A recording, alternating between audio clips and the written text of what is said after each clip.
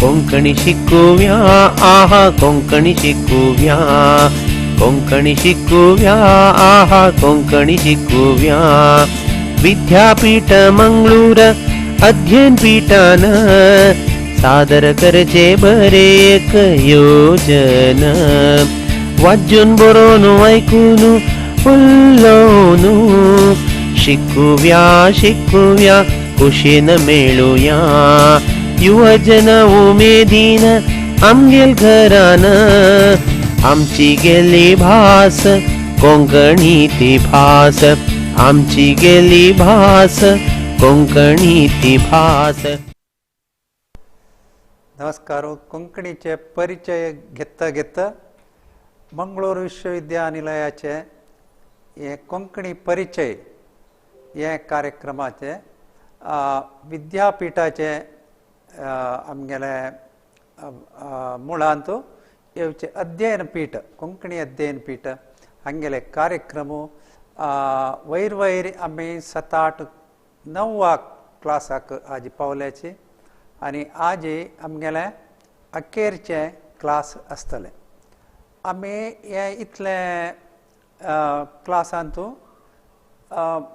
बारी आवश्यक आशिल्ले भाशेचे विचारू चर्चा केला आनी ते अपास उडगास करचे काम आतां आमी करता आसाची. आतां आमी बारी एक फंडामेंटल म्हणटा न्हू आमी मुळाचे एक विचार आमकां कळक म्हळ्यार भास म्हळ्यार एक विशय न्हय ताजे भितर मस्त विशय आसा म्हणून आमी ताका बहुत्व म्हणटाचे. भाशेक बहुत्व आसा म्हळ्यार एक आमी भास म्हळ्यार तें निजावन भास म्हळ्यार भासो म्हळ्यार भाशेगळू जावन भास जावचे. आतां कन्नड भाशे म्हळ्यार आमकां एक प्रदेशांत एक नमन्याची कन्नड मेळटा. त्या खातीर आमी कन्नड भाशे म्हळ्यार ताजे भितर शैली प्रकार विंगड विंगड भास आसा. तेच इंग्लीश तितले व्हड भाशेंतूय आसा. इंग्लिशाक ब्रिटनांत एक स्टायल जाल्यार अमेरिकांत आनी एक स्टायल. ब्रिटना भितर लंडना एक स्टायल जाल्यार ताजी भायले हळ्ळ्यांत विंगड स्टायल आसता. उलोवचेची अर्थ जायना त्या नमूने तितले व्यत्यास आसता. अशीच फ्रेंच जावो जर्मन जावो आमगेले भारताची खंयचेय भास जावो तांचो बहुत्व आसा हें आमी सुरवेक एक अर्थ करून घेवया. स्लायड आतां पळया. Language is a plural entity म्हळ्यार विशय. लँग्वेज म्हळ्यार एक बहुत्वाचे विचार तो ताजे भितर मस्त व्यत्यास आसता. आमी उलोवचें आमगेले शेजार घरांत उलोवचें थंय तुमी सूक्ष्म पळयल्यार ती कोंकणी आमची गेली जाल्यार आनी एक घरांत उलोवचें आमची गेले तुमी ಒಟ್ಟುಗ सूक्ष्म जावन पळयतना तांचो व्यत्यास आसा. एका मनशान एक 10 वर्स फुडें उलोवचें आनी आतां उलोवचें व्यत्यास आसता. तशें जाल्यार हाका पुरो आमी एक बोली म्हणटाची म्हळ्यार उलोवचें शैली हें बदलावणी येता वता. नेक्स्ट पळया. आमी लेखचें आतां आमची गेले विंगड क्रिश्चनाल भास विंगड कुडमियांच्यांनी उलोवचें विंगड कारव्यांच्यांनी उलोवचें विंगड अशी आमी मनांत आमकां केल्या वेळा आसता. अशी कुडके कुडके कुडके म्हणून दिसचें. खंडीत भास तशी विंगड विंगड न्हय. भाशे भितरचे प्रभेद ते आमकां विंगड विंगड म्हणून दिसल्यार तांचो सामान्य अंश आसा. आमी उलोवचें आनी क्रिश्चनांनी उलोवचें आनी कुडमियांच्यांनी उलोवचें कारव्यांच्यांनी उलोवचें हें एक समाज वर्गीकरणांत हातूंत मस्त सामान्य पद आसता. एकुल्याक विचार मस्त आसता.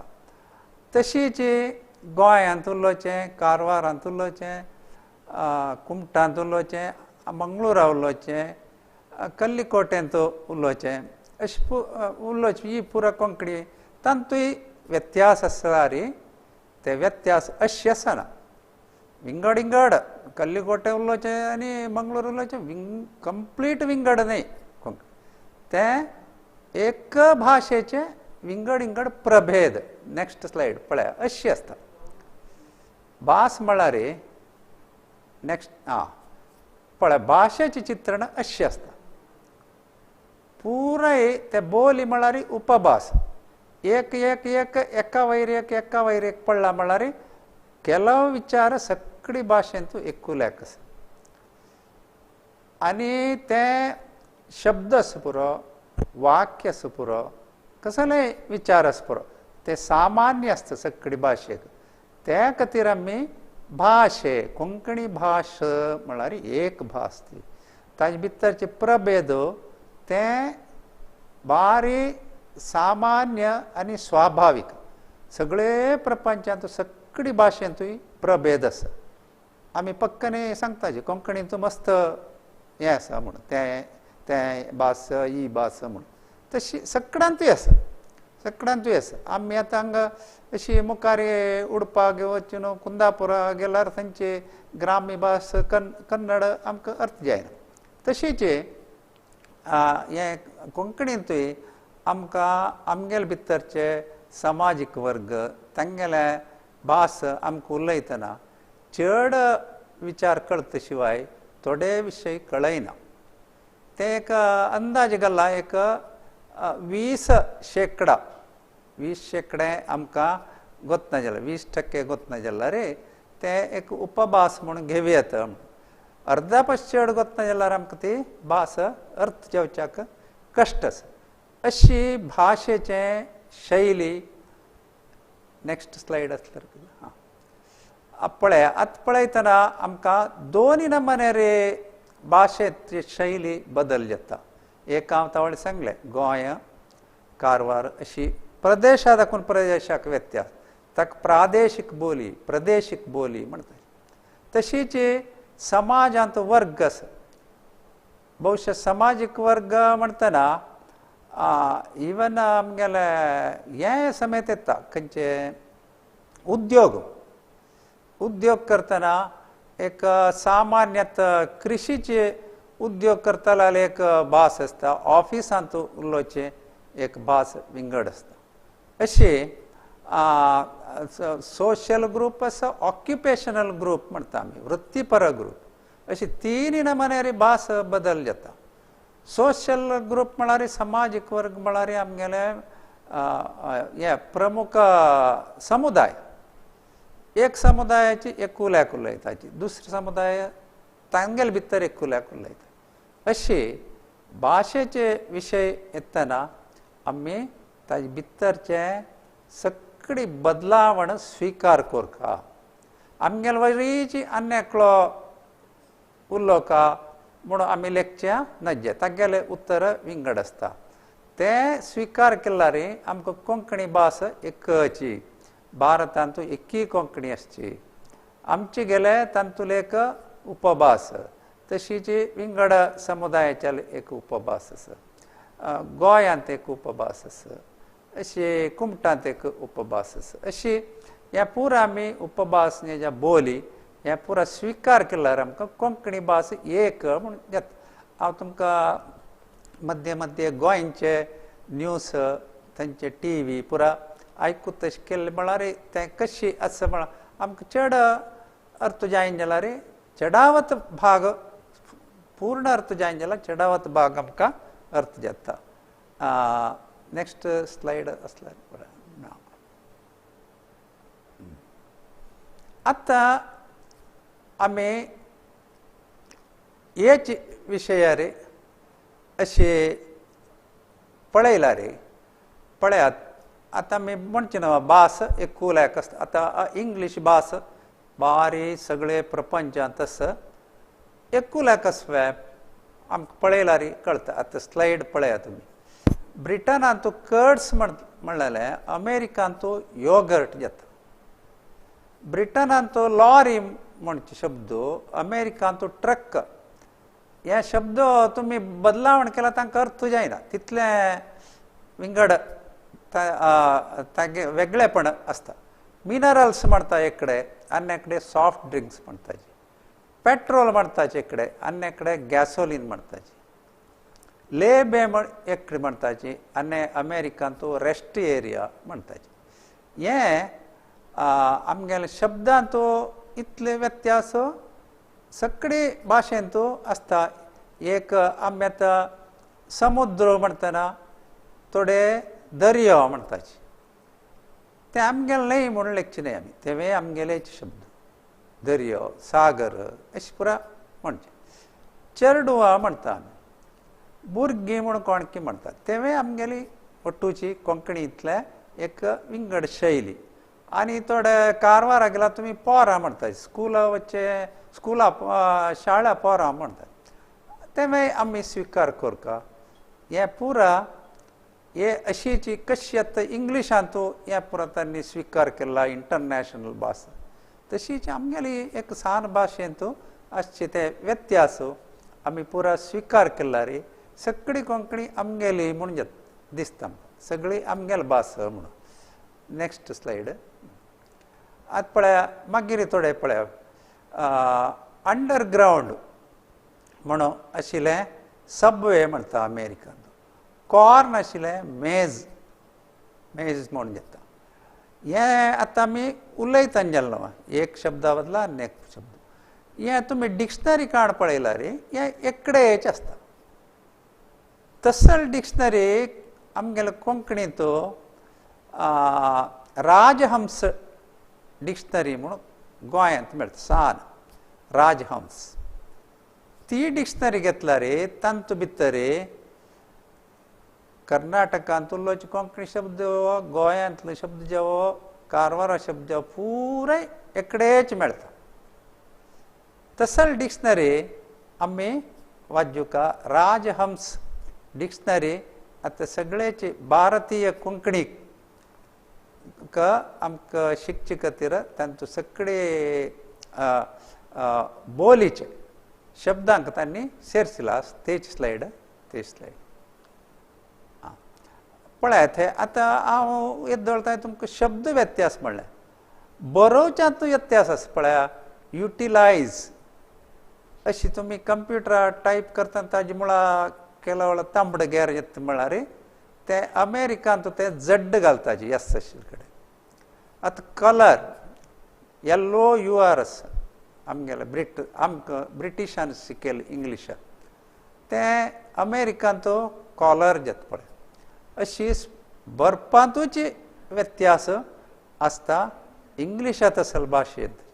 तेन्ना आमी सगळे भाशेंत हे व्यत्यास, बरपाचे व्यत्यास आनी शब्दाचे व्यत्यास, शब्द एक वापर. आमगेले चेडून एक कोंकणींत 7 बोली आसा म्हणून बारी प्राक दाखोवन आमी एक गुर्त घालेले आसा. गोंया भितर 3 आनी भायर कारवार आमगेले मंगळुरी आनी कोडयाळी म्हणून. म्हळ्यार मंगळुरी भास म्हळ्यार क्रिश्चन समुदायाच्यानी, GSB समुदायाच्यानी उलोवचे कोडयाळी भास अशे व्यत्यास. आनी केरळी अशी आमगेले हांगा गोंया भितरीची अंत्रुजी, बार्देसी आनी अनेक हे बोली आसा 3 नमनेची. तेची 7 बोली म्हणटना 7 शब्द मेळटा म्हणून जायना आमकां. थोडे बोलींत एका नमनेचे शब्दूय आसता. ते तशें आसून आमी एक अर्थ करून घेवंक म्हळ्यार हे शैली पुरा आमी एकडे दाखोवन एकडे वतना न्ही जाल्यार आमी विंगड समाज जावन विभजन जावन आसतना ही भासाचे विभाग ते विभजन जाता शिवाय भास एकीची आसचे अशी आमी. Next slide. आतां आमी आनी एक आमकां हांगा कर्नाटकांत कोंकणी बरयतना आमी कशी उलयताची तशी बरोवची.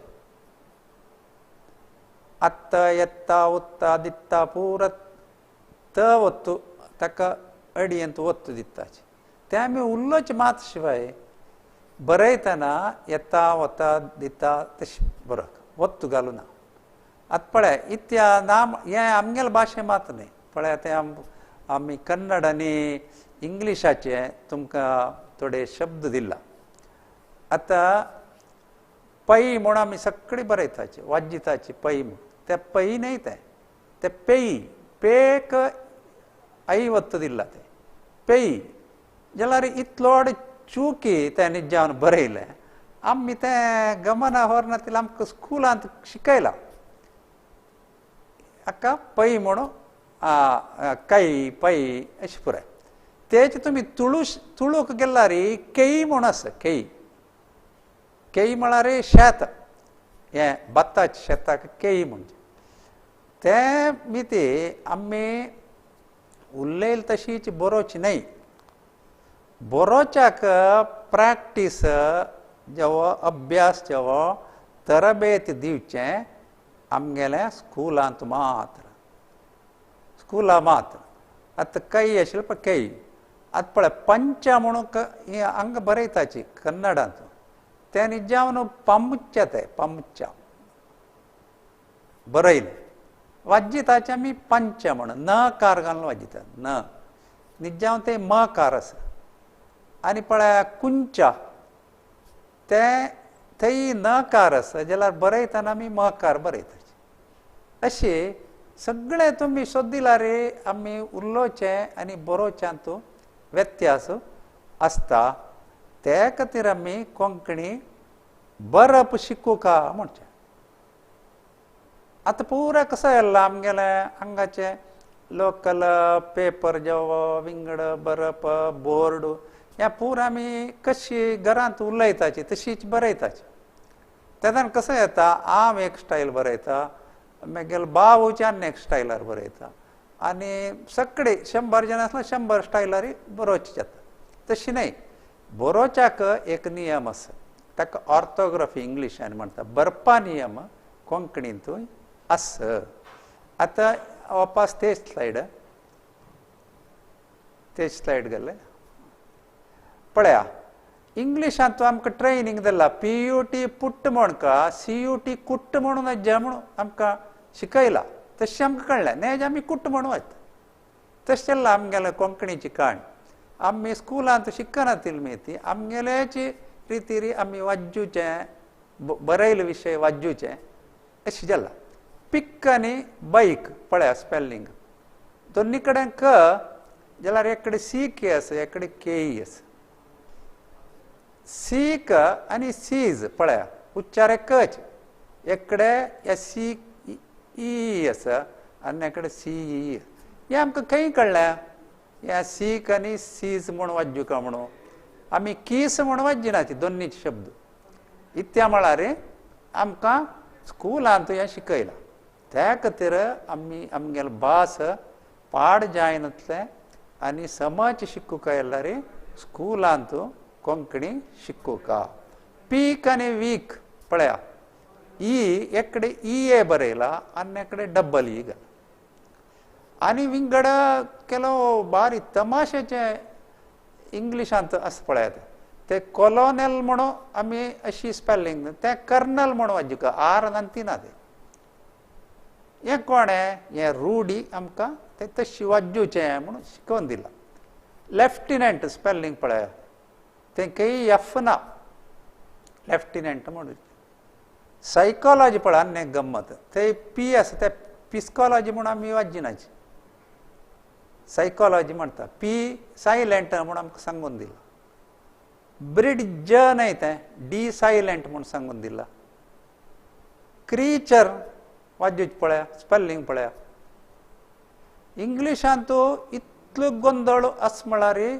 वाचूचे आनी बरोवचे विशय त्या खातीर आमकां इंग्लीश कश्ट घेवचे हांगाच्यान भारताचे म्हळ्यार आमगेल्या भारतांत पुराक मस्त अक्षर आसा आमी पळयला पयलीं 13 स्वर आसा आनी 36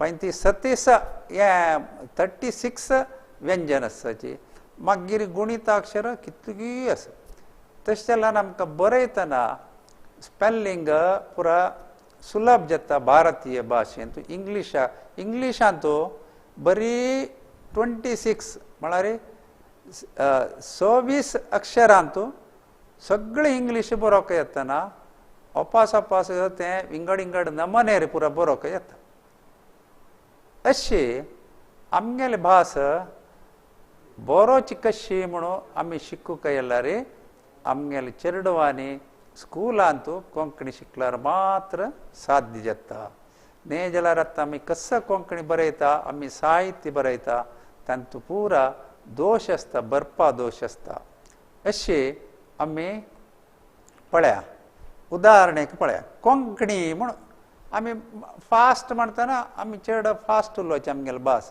कोंकणी म्हूण म्हणटाची तशी बरयताची आतां बरयतना पळया तुमी कन्नडांत बरयतना की म्हूण आयला की तें आमगेले एक अशी जालें CET सेल्लांत ते मातृभाषೆ अशी पुरा बरयलें तांणी ಕೊಂಕಣಿ ಅಂತ ಒಂದು ಬೇರೆ ಭಾಷೆ ಇದೆಯಾ म्हणून आमगेला अशी निमगिली म्हळ्यार तांणी बेंगळुराच्यान लेखलां की आसना ते पळय अक्षर ते पळयतना कोंकणीशें दिसता कोंकणी म्हूण अशी बरयता ते कन्नडाचे दोश तो आतां तुमी तेची आनी एक स्लायडांत तेजी सम हांव तुमकां दाखयता पळय आनी आत्ता वत्ता दिता ते पुरा ते उलयतना आमी ओत्तिता शिवाय बरयतना तशें करूं ना येता जाता न्हाता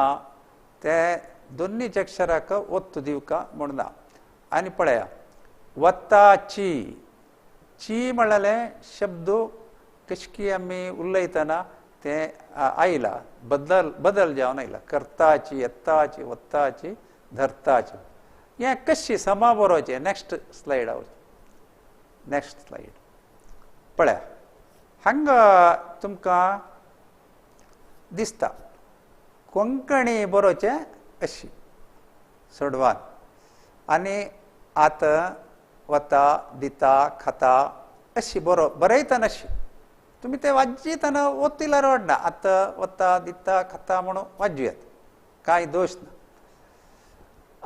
येता जाता नाथा अशी वाजू येता जाल्यार बरयतना थंय तक वत्तू दिनी पळया अशी आमी बरयतना न्ही वाचितना व्यत्यास आस म्हणलें विचार आमकां कळक येयल्यार कोंकणी शिक्षण जावंक कोंकणी शिकल्यार मात्र तें कोंकणीक पाठ जावन शिकल्यार मात्र असल विशय पुरा आमकां कळटा न्ही जाल्यार वतात करतात येतात धरतात अशी तें तशी आसल्यार आमी वाजयतना वतात आतां आमी तें कसो करताची वतात वता ती म्हळ्यार होडनाय आमी वताची म्हणटाची चीकार घाल ते सगळे आमगेले बरपाक आनी उलयतना आसचे व्यत्यास तुमकां आमी अशी पुरा एक ताजे कसले फाटभूंय ताजी बॅकग्रावंड आमी थोडे पळयले आतां मुखार आमगेले विचार येता व्याकरण विशयाचो आमी न्ही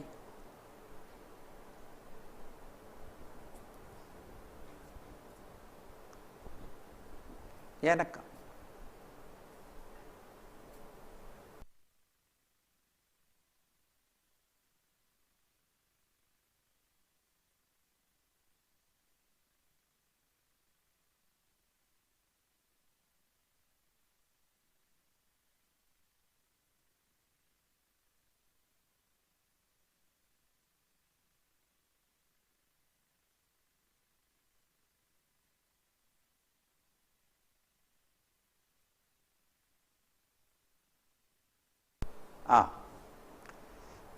आतां आमी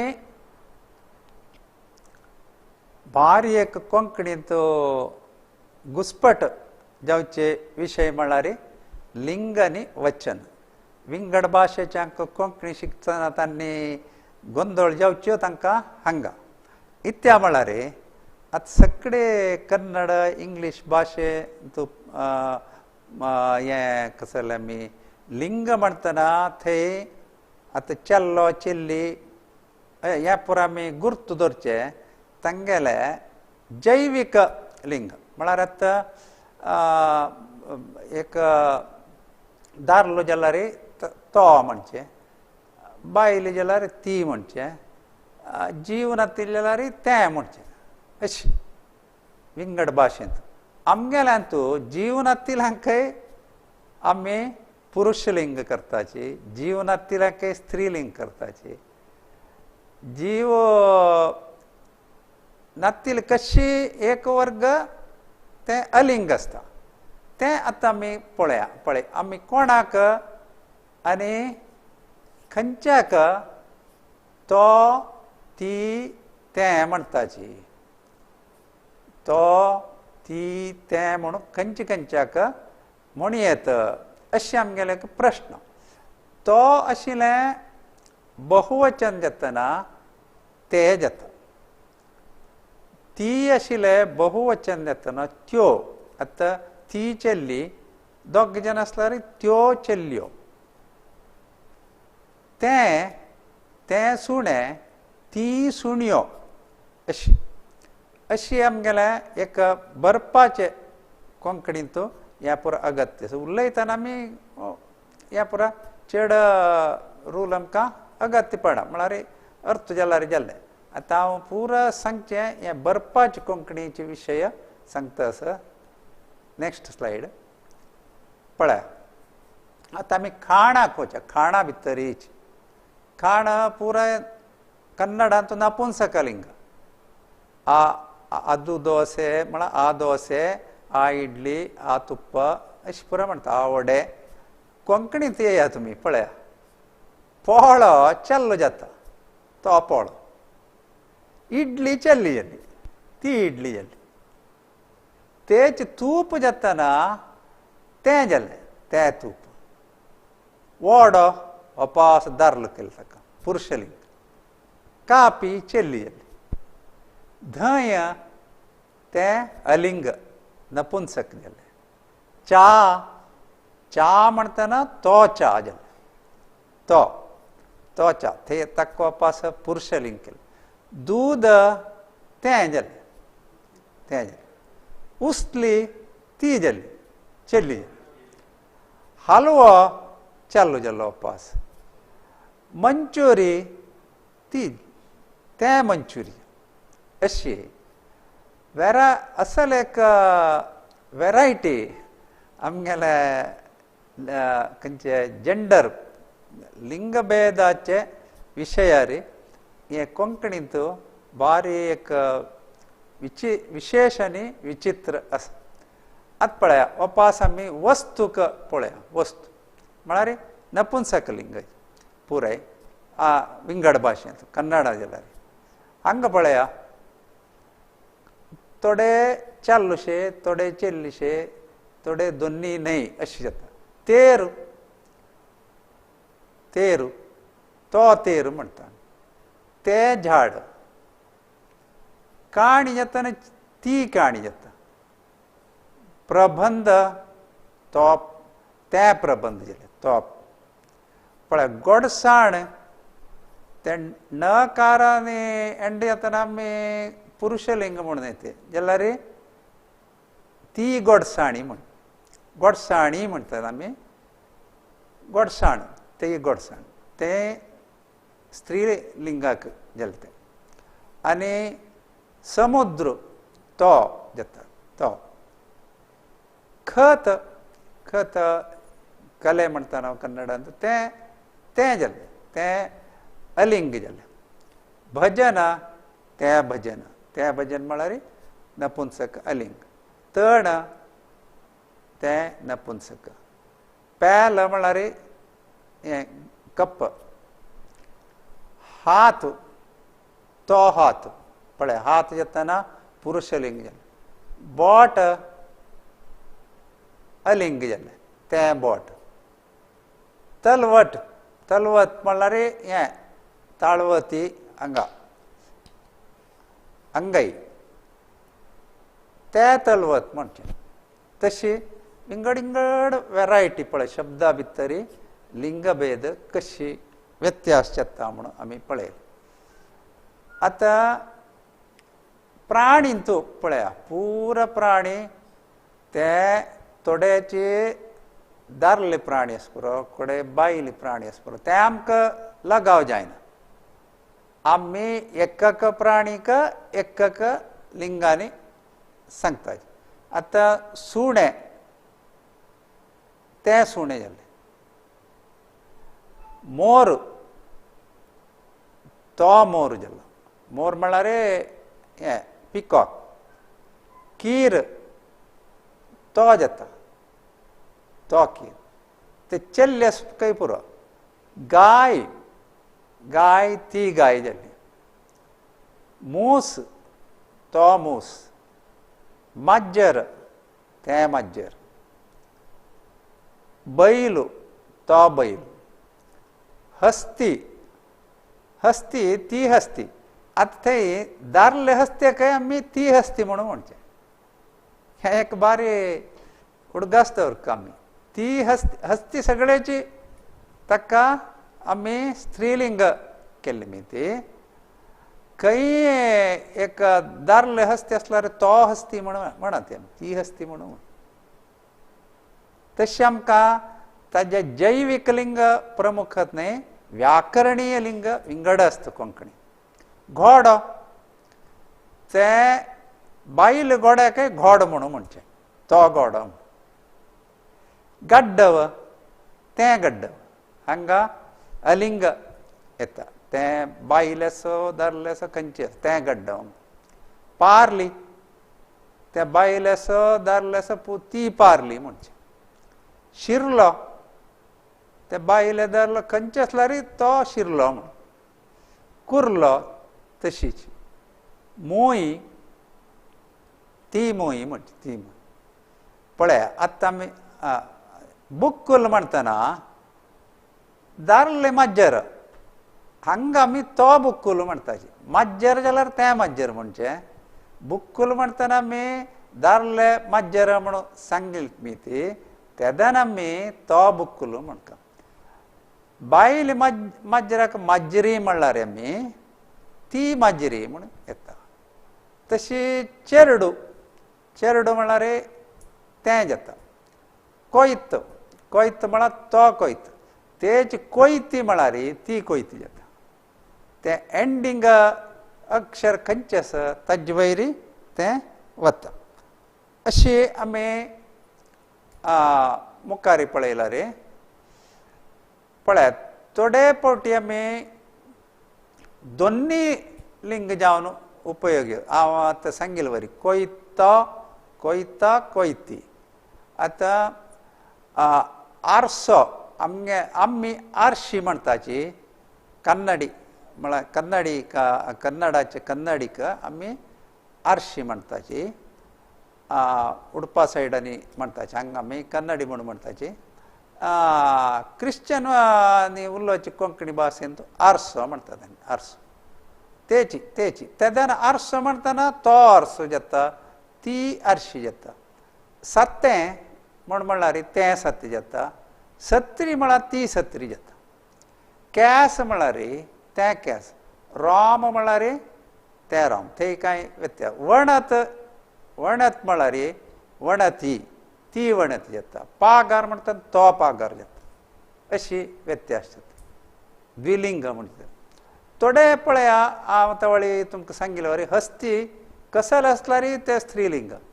मूस कसल आसल्यार तो मूस म्हणून. घोडो, सरप, ते बायली सरप आस पुरो, दारली सरप आस पुरो. सरप म्हळ्यार तें सगळ्याची हेची कसले पुरुशलिंग. सोसो, मूय, ती मूय. कोयती सोडा, तें चुकून आयलां. माज्जर, म्हळ्यार केन्नाय नपुंसकलिंग, चेरडू म्हळ्यार केन्नाय नपुंसक, गड्ड म्हळ्यार केन्नाय. अशी वचनांचो व्यत्यास. आतां पळय कोंकणींत आनी थोडे आमी पळोवचे आसता रे. माज्जर आतां पळयल्यान तुजी खाण, चेरडू हें पुरा अलिंग. अलिंग म्हळ्यार ताका लिंग नपुंसक म्हणटा न्हू तें. हस्ती वणती पार्ले हें केन्नाय स्त्रीलिंग. मनीशो पागारो सरपो केन्नाय पुरुशलिंग. कोंकणींत हाका आमी नामाचे प्राणीचे लिंग म्हळ्यार तांगेलें जैवीक लिंग न्हय, आमी व्याकरणाक विंगडच लिंग दिल्ला म्हळ्यार स्पश्ट जालें. तशी आमी पळयतना कितले 4 पुल्लिंग न्हय जाल्यार आमी ताका पुरुशलिंग म्हणटाचे कोंकणींत. स्त्रीलिंग म्हळ्यार स्त्रीलिंग म्हणचें. नपुंसकलिंगाक अलिंग म्हणटाचे कोंकणींत.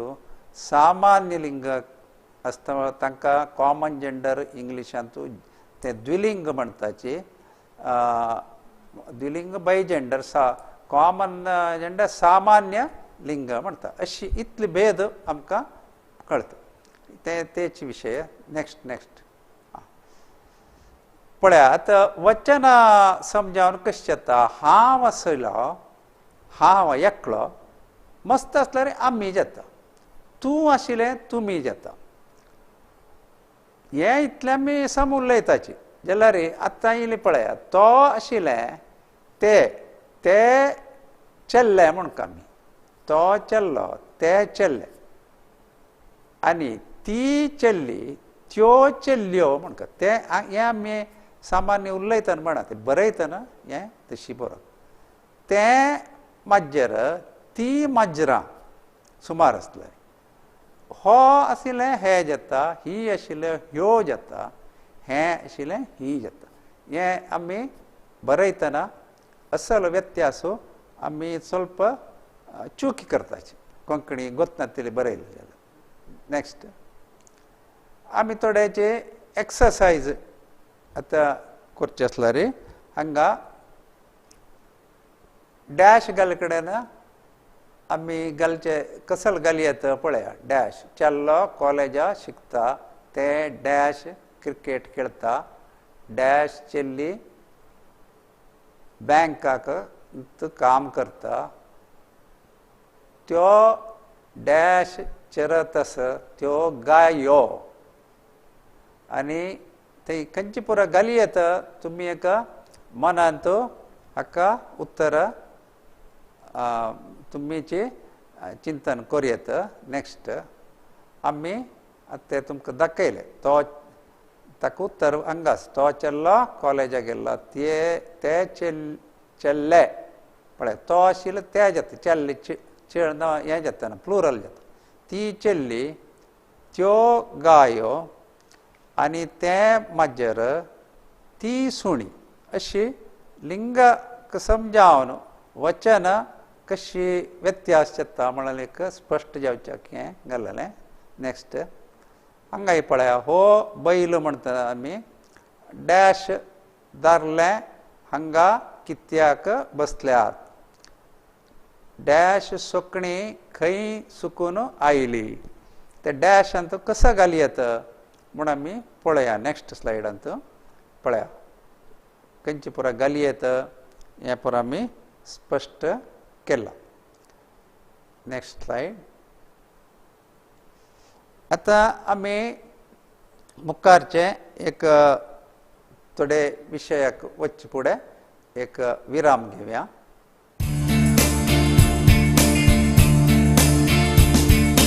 कोंकणी शिकुव्या, आहा कोंकणी शिकुव्या, कोंकणी शिकुव्या, आहा कोंकणी शिकुव्या. विद्यापीठ मंगळूर अध्ययन पीठान सादर करचे बरे एक योजन. वाजून बरोवन आयकून उलोवन शिकुव्या, शिकुव्या, खुशेन मेळुया. युवजन उमेदीन आमगेल घरान आमची गेली भास कोंकणी ती भास आमची गेली भास कोंकणी ती भास. अशें आमी वचन लिंग हें पुरा कशी ಹೊಂದಾಣಿಕೆ करून कोंकणींत बरो येता म्हणून पळयलें. आतां आमी थोडेचे कोंकणीचे प्रसार माध्यम खंयचे हाजे विशय आमी थोडे चर्च केलेले आसा. थोडेचे रेडिओचे न्यूज आमी आयकले आसा. थोडे टीव्हीचे प्रोग्राम ते व्हिडिओ क्लिपिंग आमी पळयले आसा. आतां अपास उडगास करून हें खंयची पुराय प्रसार माध्यम आमगेलें आसा. एक 3-4 स्लायड्स पळया. आमगेला कांय ना म्हणून अशें कांय लेखचें न्हय. कोंकणींत कसले माध्यम ना म्हूण पळया. दूरदर्शन गोवा सगळे कोंकणींतूच कार्यक्रम दिता. DD न्यूज पणजी आसा. गोवा 365 प्रुडंट मिडिया आमी तुमकां दाखयला. बारीला एक क्लॅरिटी अशें एक media TV channel. RDX Goa, Goan reporter आनी प्रायम टीव्ही ते गोवा, पुणे आनी कोल्हापुरांतूय आसा. तांणी थोडे टीव्ही अंत पुराय विंगड भाशे घालताचे. मराठी कार्यक्रम दिताचे कोंकणी वटू. इन गोवा न्यूज, गोवा पत्राव न्यूज पळया कितले नामा ते HCN गोवा. तुमकां अंतू थोडे पुरा अंतू आमकां युट्यूबांतू पुरा पळोवच्याक जाता. आनी न्यूज इन एर ॲप घालारी आमी थोडे पळोवचे जाता. नेक्स्ट आनी थोडे बिग जे टीव्ही, कारवार न्यूज. कारवारांतू दोनी चॅनल आसा. बारी लायक जावन चलता. आनी दूरदर्शन बेंगलोर हांतू अप्रुपायरी कोंकणी कार्यक्रम आसता. दायज वर्ल्ड हे बहुभाशाचे चॅनल आमगेले मंगळूरचेची हांतूय कोंकणी कार्यक्रम आसता. तशे लास्टाक तें दिल्लें लिस्ट पुराय तें आमगेले क्रिश्चन धार्मीक चॅनल्स आसता चड. जाल्यार तांतू उपयोग करची ती भास कोंकणी आसा. तशी आमी तें कोंकणी चॅनल टीव्ही चॅनल म्हणून घेवयात. पळय कितले राशी आसा. एक राशी अशी. आनी रेडिओ विशयार वचचे आसल्यार आमी लास्ट टायम ते दोनी रेडिओ आयकल्याचे. खंयचे राष्ट्रीय आनी प्रादेशीक जावन आकाशवाणी पणजी केंद्रांतले मादाय चॅनल म्हणून. तांतू आमकां स्थळीय वार्ता आसा, नॅशनल न्यूज आसा. 5-10 मिनटाचे दिसा दीस आसा. तें सतत आयकल्यार एक स्टँडर्ड कोंकणी कसलें म्हूण कळटा. ती भास सगळ्यांकय अर्थ जावचे तशें तांणी चड सांगला. जाल्यार गोंयच्याक चड अर्थ जाता. वर्लेल्यांनी स्वल्प अभ्यास केल्यार मात्र तें अर्थ जाता. तशी विंगड आमगेले कर्नाटकांतू मंगळूरांतू आमकां गोत्त आसा वारा कितलेची कोंकणी कार्यक्रम म्हूण आसा.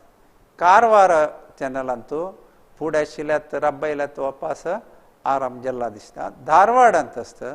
बेंगलोरांतूय अप्रुपायरी एक कार्यक्रम कोंकणीचे आसता. अशी रेडिओ प्रसार आमगेले मध्यंत आसा. आनी न्यूज पेपर. Next slide. खबरापत्र म्हणचे. खबरापत्र न्यूज हाजे प्रसार आमगेले आतां सांगचे आसल्यार भारतांतू एक डेयली न्यूज कोंकणीचे बारी मस्त सुमार 7-8 पेज ताय आसता. कळा भांगरभूंय बारी लायक जावन गोंयांत दाखोवन प्रकट जाता. आनी आमकां वेब फॉर्मार ते फमेंटो पब्लिकेशन आनी 2016 दाकून हे आरंभ केले जुलै ते मध्यंतू एक 1987 दाकून सुनापर्यंत म्हणून अशीच एक पेपर आशिल्ले मस्त काळ ते 2015 ताय ते चालू आशिल्ले मागीर बंद पडले ते बंद पडताची एक वर्स गॅपा नंतर आतां आमकां खुशी म्हळ्यार भांगर बोई म्हणून एक कोंकणी डेली आमगेले मध्यंतू आसा अशी आमगेल्या मिडियांतू आमी कांय उणिदाची आनी व्याकरणांत उणिदाची खंयचे विशय तुमी कोंकणी कड्या आमकां ताजे माहिती उणे शिवाय कोंकणी भाशेक जायतले साहित्य आसा जायतले प्रसार माध्यम आसा आनी व्याकरण बांदावळ आसा सुंदर रचन आसा खंयचेय भाशेक उण नातिले कोंकणी भाशेचे एक परिचय तुमकां मंगळूर विश्वविद्यानिलयान कोंकणी परिचय म्हणले हे एक कोर्सान सर्टिफिकेट कोर्स मुखांतर मस्त उण्यान उणें तुमकां कसले कोंकणीची कळका तितले विशय मात्र हातूंत तिळसूक आमकां साध्य जाला हांव तुमकां सांगलां आमगेल्या मंगळूर विश्वविद्यानिलयांत BA BCom डिग्रींत कोंकणी शिकच्याक अवकाश आसा एक 6 दाकून 10 क्लास ताईं थोडे एक 10-15 स्कुलांत कोंकणी शिकयतात कर्नाटकांत आनी मंगळूर विश्वविद्यानिलयांत MA डिग्री आसा MA literature plus linguistic Konkani full आसा आमगेले कशी आतां MA English literature MA Hindi MA Kannada आसा तेची स्टँडर्डारी Konkani CBCS syllabus latest semester स्किमारी चलता आसा थंय तुमी सेरवलारी कोंकणी 1000 दाकून 1500 घंटो कोंकणीची शिकून एक मास्टर्स डिग्री घेवचे जाता सगळे आयचे आतां आमगेले नव एज्युकेशन पॉलिसी आयला न्यू एज्युकेशन पॉलिसी पुरा बदलावण जाता आसा चेडवांक डिपार्टमेंटल स्टोरशे तांणी जाय जाल्ले सब्जेक्ट घेवच्याक आज अवकाश आसा आतां फिजिक्स आवडटा तुमी कोंकणी भास घेवयेत केमेस्ट्री आवडटा जॉग्राफी घेवयेत असल पुरा नव नव कॉम्बिनेशन करून घेवचे सगळी भास शिकचे अवकाश चड जाला सगळ्यांक इंजिनियरींग कॉलेजांतूय भास आनी चड अवकाश आसता मेडिकल कॉलेज इंजिनियरींग कॉलेजांत अशी भास शिकचे अवकाश आमगेले मुखारी आसा आमगेले कर्नाटकांत शैक्षणीक कोंकणी म्हणलें आनीकय एक उपजून ते आनीक एक समजावन उठान रब्बनी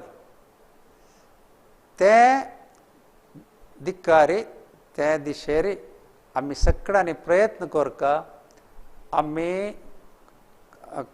स्कुलांत कॉलेजांत शिकतना कोंकणी एक भास जावन घेतला रे आमकां चड लाभ आसा आनी मुखारच्या दिसांत आमगेल्या मातृभाशेक तांगेल्या मातृभाशेक प्राधान्य अशी आमगेले एज्युकेशन पॉलिसी आमगेले शैक्षणीक धोरण म्हणटा आमी कोंकणींत नवे शिक्षणीक धोरणांत न्यू एज्युकेशन पॉलिसींत पुरो अवकाश आसा कोंकणी वाडोवचे विशयारी आमी सगळीं ಒಟ್ಟು ಮೇಳನು काम करुया मंगळूर विश्वविद्यानिलया तर्फेन तुमकां सगळ्यांक दिनवास म्हणटा आनी तुमकां सगळ्यांक कोंकणी शिकचे अवकाश मेळ्ळे कडेन पुराय ते उपयोग करून कोंकणी वाडोवया म्हणटाची म्हगेले हे क्लास आजीक संपयता आणि आमगेले सर्टिफिकेट कोर्साचे ते 9 घंटेचे एक चर्चा हांगाक आजी अंत येता. सगळ्यांक नमस्कार.